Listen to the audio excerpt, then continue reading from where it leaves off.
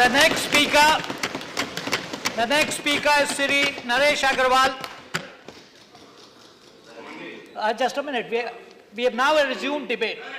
So we'll follow the procedure of the debate. Reply can be given later. नहीं, I have the list. एक round हो चुका है. I have the list. The next speaker is Shri Naresh Agarwal. Please go ahead. माननीय सभापति जी, खुशी है कि प्रधानमंत्री जी हम लोगों के बीच में आए. ये हटता जो थी कहीं ना कहीं टूटी. और मैं प्रधानमंत्री जी से इतना कहूँगा कि प्रधानमंत्री जी, प्रशंसा हम सबको बहुत अच्छी लगती है. जो भी सत्ता में होता है, जो भी पद पे होता है, प्रशंसा उसको बहुत अच्छी लगती है. मैंने देश में बहुत प्रधानमंत्री देखे. इमरजेंसी लगी थी उस समय भी जितनी रिपोर्ट आई थी, वो सब इंदिरा जी के पास यही रिपोर्ट आई थी कि इमरजेंसी में जनता आपके साथ है और चुनाव कराएंगे तो हम चुनाव जीतेंगे. लेकिन 77 में रिजल्ट क्या हुआ, हम सभी ने उसको देखा. तमाम मुख्यमंत्री, यहाँ भी बहन जी बैठी, बहन जी जब मुख्यमंत्री थी तब भी ये रिपोर्ट इंटेलिजेंस ने दी कि 270-75 सीटें बीएसपी जीत रही है. लेकिन जो रिजल्ट आया बिल्कुल विपरीत आया. कभी कभी प्रशंसा बहुत चाटुकारिता में जब बदल जाती है. और वेंकैया जी उस दिन बोल रहे थे, और वेंकैया जी यहाँ नहीं है. Please address the chair. मैंने इस हिंदुस्तान में India is Indira, Indira is India का भी नारा लगते देखा. श्रीमन, चाटुकारिता वहां पर से भी मैंने देखी. और प्रशंसा जब चाटुकारिता में बदले तो समझ लो कहीं ना कहीं गड़बड़ है. हम सबको, मैं किसी पे आरोप नहीं लगा रहा हूं, लेकिन हम सबको इस चीजों को सोचना चाहिए. क्योंकि आज मीडिया पे जिस तरीके से सरकार ने दबाव बनाकर, मेरा बिल्कुल निश्चित आरोप है कि मीडिया पे जैसे इमरजेंसी में, एक पहली इमरजेंसी ये देश में दूसरी इमरजेंसी है. पहली इमरजेंसी एक देश में लगी थी, अब दूसरी आर्थिक इमरजेंसी है. जिस अघोषित का ये घोषित है, आर्थिक इमरजेंसी घोषित है. जिस तरह मीडिया के माध्यम से कहलाया जा रहा है कि पूरा देश खुश है, मैं प्रधानमंत्री जी आपसे खुद पूछना चाहूँगा, आप खुद बता दीजिए कि विदेश में कितना काला धन है और इस देश में कितने लोगों पास काला धन. अगर आप 6 या 8% लोगों पास काला धन मानते तो फिर 94% को क्यों लाइन में खड़ा कर दिया गया.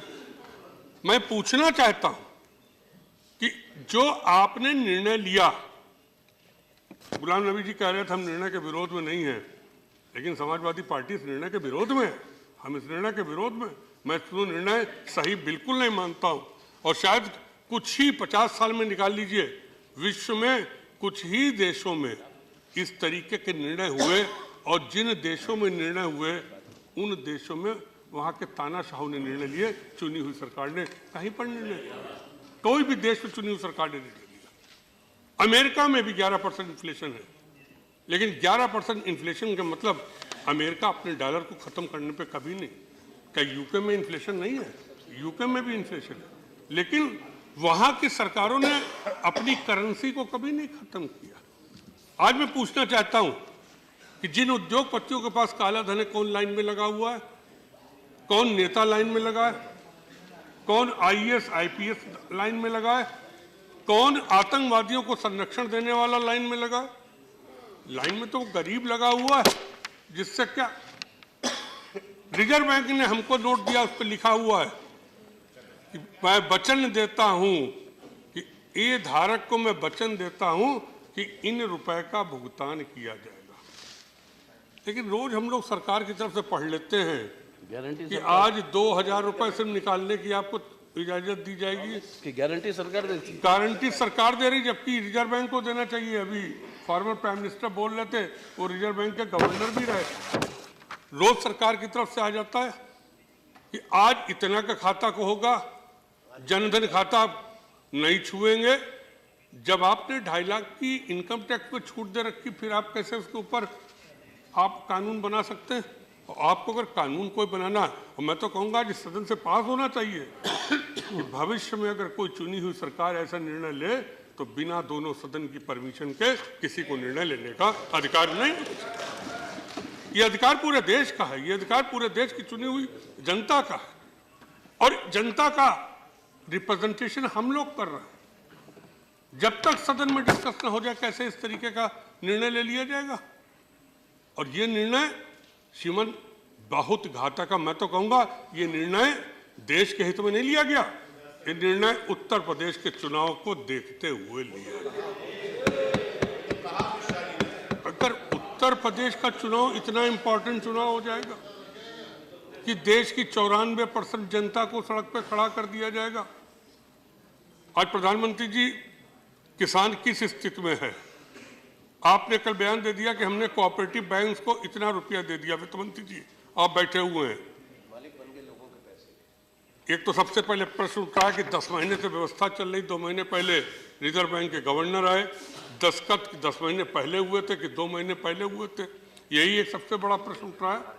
लेकिन वित्त मंत्री जी आपने कह दिया कि सहकारी बैंकों को हमने इतना रुपया दे दिया, लेकिन क्या उन सहकारी बैंक को आपका कोई डायरेक्शन रिजर्व बैंक का गया है कि सोसाइटी को भी वो पैसा जाएगा, उस पैसे से उस सोसाइटी से किसान उधार या पुराने नोट के माध्यम से खाद और बीज ले पाएगा कि नहीं ले पाएगा?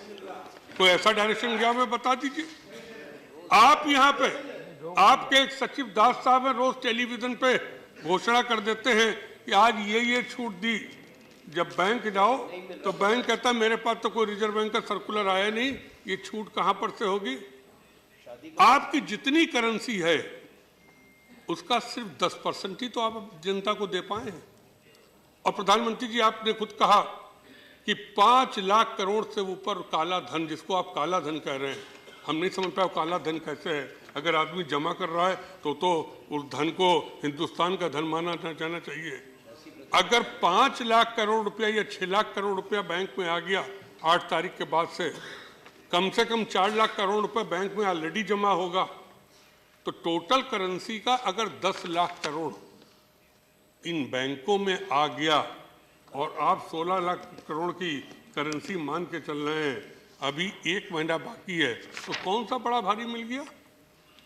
और विदेश में काले धन के लिए हम लोग पास तो व्हाट्सएप पे सूची आती है, वैसे रोज ही नई सूची आती है, उसमें किस किस के नाम आ जाते हैं, समझ नहीं आता है। मैं तो कहूँगा आज आप ये भी डिक्लेयर करिए, अगर आपने इस देश में काला धन समाप्त करने का निर्णय लिया तो विदेश से काला धन कब आएगा ये भी हिंदुस्तान के लोगों को पता लग जाए। चुनाव के समय तो यही निर्णय हुआ था, चुनाव के समय तो यही बात करी गई थी, चुनाव के समय यह हुआ था कि विदेश से काला धन लाएंगे, हिंदुस्तान के काले धन की बात नहीं हुई थी। और ये भी कह दिया गया था कि 15 लाख, तभी तो जनधन खाता भी लोगों ने खुलवा दिया। अब जनधन खाते में भी अगर कुछ रुपया 60,000 करोड़ रुपए कितना जमा हो गया, आज मैं अखबारों में पढ़ रहा था, जनधन खातों में जमा हो गया, तो यहां से आदेश निकल गया है कि अब जनधन खाते से कोई रुपया निकलेगा नहीं। यानी जिस गरीब को 15 लाख रुपए देने के लिए खाता खुलवाया गया था, बीजेपी के तो लोग ये भी नीचे प्रचार कर रहे हैं कि करीब 5 लाख करोड़ रुपया काला धन बच जाएगा, इतना रुपया छपवाकर सब गरीबों के खाते में जमा कर दिया जाए। नरेश जी, you have consumed your party's time. Time का कोई डिस्कशन नहीं था। इसमें तो डिस्कशन था। चेयरमैन साहब उसमें Is there a decision to that effect? Time की कोई लिमिट नहीं।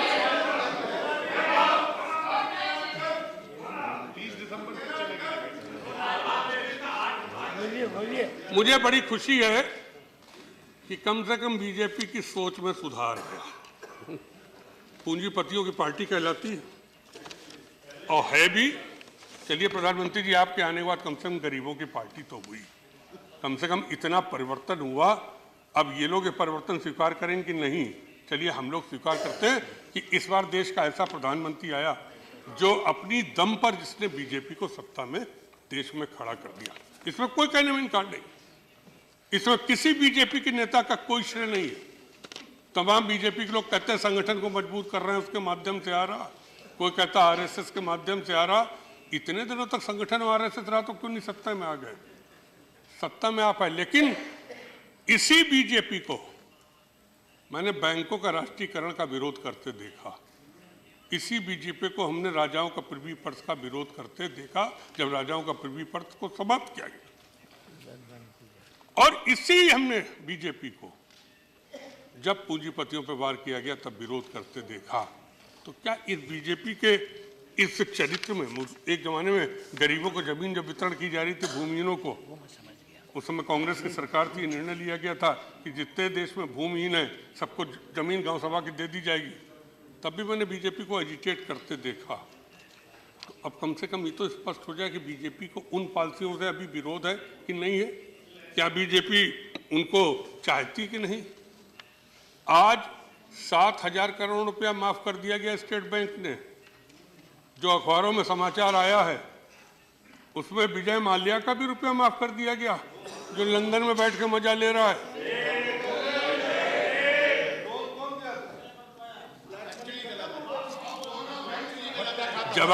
जवाब में प्लीज एड्रेस द चेयर।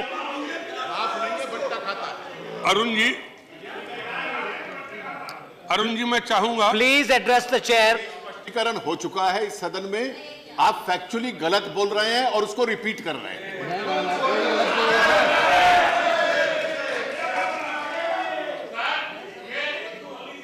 माननीय सभापति जी, पहले ये तय हो जाए गलत शब्द संसदीय है या असंसदीय, क्योंकि मैंने पिछली एक बार गलत बोल दिया था तो उसे खत्म करके असत्य डलवाया गया था मुझसे। पीयूष जी थे, मैंने कह दिया था गलत दे रहे हैं आंकड़े, तो उस गलत को असत्य कहना पड़ा था मुझको, खुद ही परिवर्तित करके। तो मुझे ख्याल है, क्योंकि नहीं तो मैं कह दूंगा कि आप गलत झूठ बोला था आपसे, गलत नहीं बोला था, आपने झूठ बोला था। Thank you Naresh ji, please finish. मैं जानना चाहता हूं, प्लीज मैं जानना चाहता हूं कि बैंकों पे एनपीए कितना है। इस देश के बैंकों का एनपीए कितना है, विश्व के बैंकों का एनपीए कितना है? 11 लाख करोड़। एक इस पे आप बिल्कुल जनता को स्पष्ट कर दें कि एनपीए आपका कितना है, और जो please don't intervene Naresh ji. 1 minute please, 1 minute. Will you please address the chair and also conclude? I am addressing the chair. Chairman साहब, मैं चाहूंगा कि आप आज ये भी स्पष्ट कर दें कि प्रतिवर्ष आप इन बैंकों को सरकारी खजाने से कितने रुपए की मदद करते हैं? बजट से लोगों का लूट के लिए 20,000 करोड़ रुपए से ऊपर आप प्रतिवर्ष बैंकों को, भारत सरकार का गरीबों का जो पैसा आता है, जो गरीबों का टैक्स के माध्यम से, आप हर साल 20,000 करोड़ रुपए उन बैंकों को दे रहे हैं जो 7,000 करोड़ रुपया उन पूंजीपतियों को माफ कर दे, जो पूंजीपति इस देश को धोखा देकर और आपकी मदद से, आपकी मिली भगत से इस देश को छोड़ के चले गए। और आज मैं विदेश में बैठ के आपको चैलेंज दे रहा हूं, आज विदेश में बैठ के आपको चैलेंज कर रहे हैं, क्यों नहीं विजय माल्या पकड़ के यहाँ आए? क्यों नहीं वो और पूंजीपति जो यहाँ से भाग गए, जो पैसा लिए हुए हैं? ललित मोदी। मेरा तो पहले दिन क्वेश्चन था ललित मोदी और विजय माल्या पे। उस दिन प्रधानमंत्री जी को जवाब देना था, मैंने सोचा था, लेकिन सदन नहीं चल पाया था। मैं सोच रहा हूँ कि सदन चलेगा। प्रधानमंत्री जी, जब आप भावुक होकर जनता में सब भाषण देने लगते हैं कि लोग मुझे मार देंगे, जला देंगे, तो हम लोगों को बड़ी तकलीफ होती है। और खासतौर से समाजवादी पार्टी को, आप उत्तर प्रदेश में निश्चिंत घूमिए, हमारे यहाँ कानून व्यवस्था इतना बढ़िया, आपको कोई छुएगा।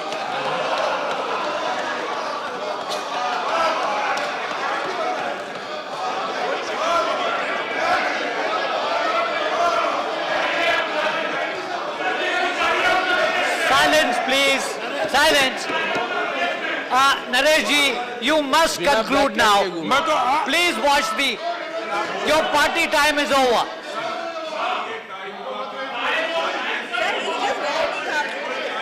देखिए, दूसरों को भी बोलना है। बोले सब, चाहे जय individual. Okay, please Naresh ji, resume please, resume. Mathur ji, आप प्रधानमंत्री जी शायद आरएसएस में सीनियर हैं। हमें जो बताया गया, आप गुजरात जाते थे तो प्रधानमंत्री आपको रिसीव करते थे। आप बैठिए, आप बैठिए। जो हमें बताया गया। बोलो। मैं प्रधानमंत्री जी आगरा में गए, गाजीपुर में गए, भावुक होकर आपने भाषण दिया। अगर हमारे देश के प्रधानमंत्री को जान पे खतरा हो सकता है तो फिर पाकिस्तान से कौन सुरक्षा हमारी करेगा?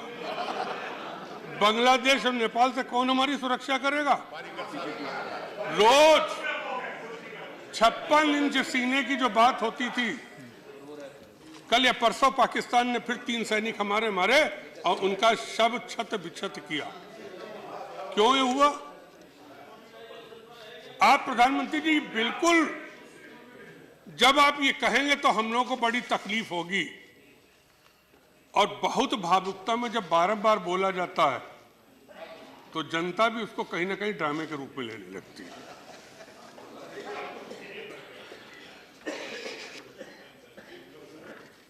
मैं कह देना चाहता हूं, हम कहते हैं कि हमारे देश में आज भी इतने वीर हैं कि हमारे देश के प्रधानमंत्री क्या, हमारे देश के गरीब आदमी को भी कोई छू नहीं सकता। भी हमारे देश में इतने वीर हैं।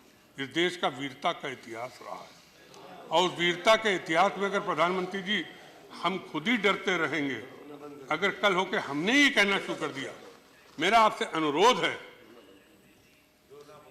कि अब भावुकता का भाषण छोड़िए, सत्यता के भाषण पे आइए, क्योंकि अहंकार कहीं ना कहीं अंधकार में भी ले जाता है। और मैं विश्वास दिलाता हूं कि ठीक है, उत्तर प्रदेश का चुनाव होने जा रहा है,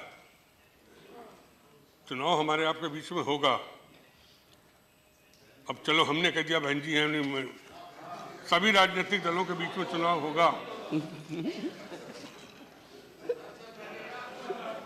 अब ईश्वर आपकी मदद करे। Naresh ji, please address the chair and conclude. You have shot past your party's time by 8 minutes.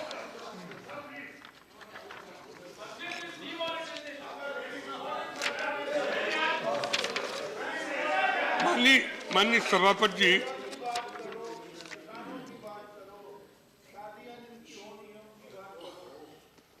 माननीय प्रधानमंत्री जी, माननीय सभापति जी, आपको शायद प्रधानमंत्री जी आपके दल वाले सत्तर न, क्योंकि कहा जा रहा है कि आपने तो वित्त मंत्री तक को कॉन्फिडेंस में नहीं लिया। कितना सच है? अगर कॉन्फिडेंस में लिया होता तो अरुण जी हमको जरूर कान में बता देते हैं। मान नहीं सकता मैं इस आधार पर कह जो आपके मित्र हैं सत्य।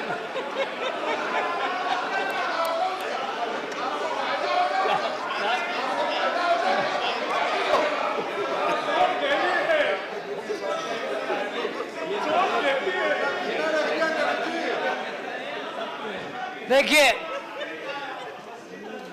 you must conclude now. You are taking the time of other speakers.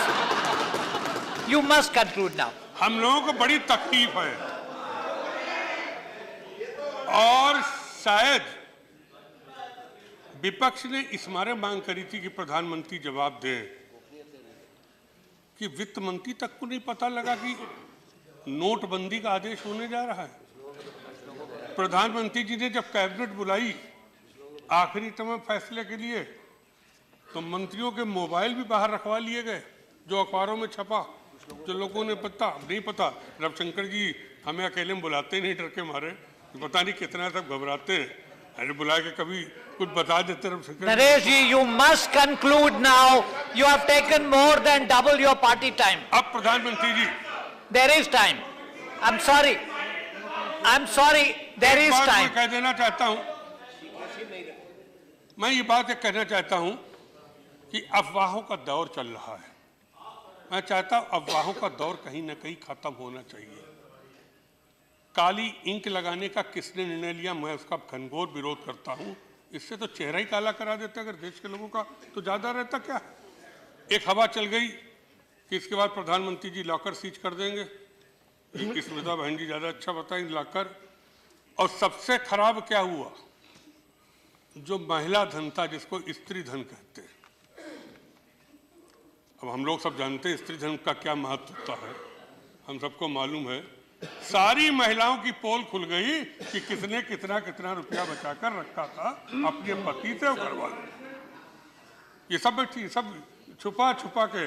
मेरी पत्नी पता नहीं कल पुराने पुराने लिफाफे ढूंढ के लिए आई कि रुपए रखे हुए। 1 minute, Naresh ji, please. I'm sorry, there are other speakers. You cannot continue indefinitely.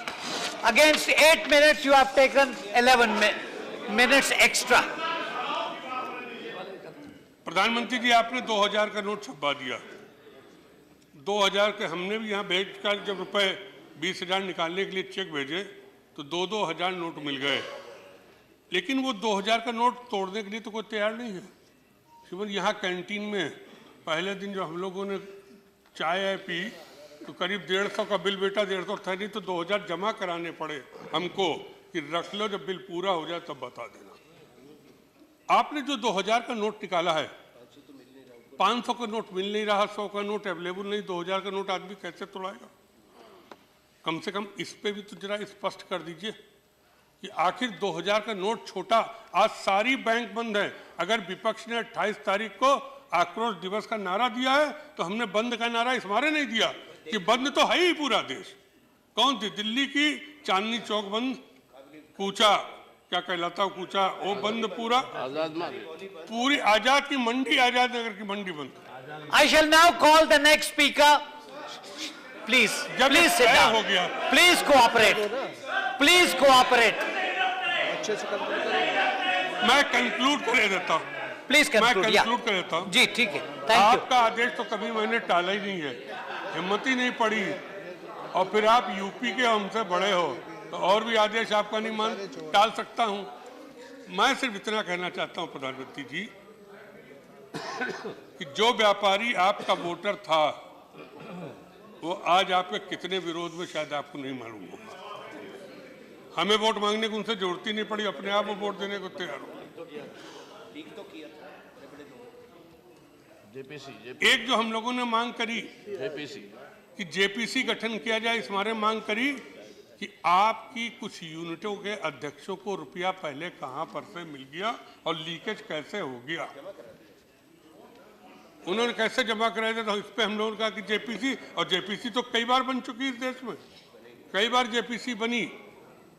Manmohan Singh ji जब प्रधानमंत्री जी थे तब भी जेपीसी का गठन हुआ था, हम ही लोग इस हाउस में थे।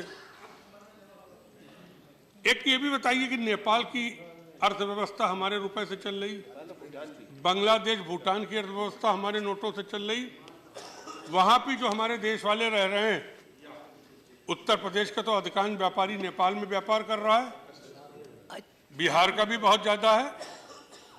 उनके पास जो इंडियन करेंसी, वो इंडियन करेंसी कैसे बदलेगी, वहां का व्यापार कैसे होगा।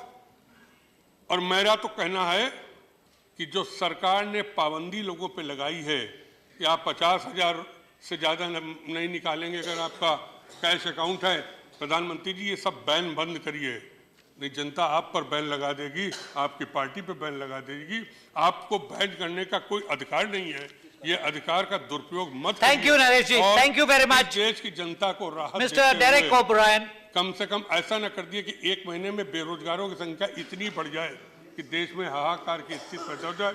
इन शब्दों के साथ मैं नोटबंदी का फिर से विरोध करता हूं और प्रधानमंत्री जी आपसे अनुरोध करता हूं इस तुगलकी आदेश को वापस लीजिए। बहुत बहुत धन्यवाद। Thank you.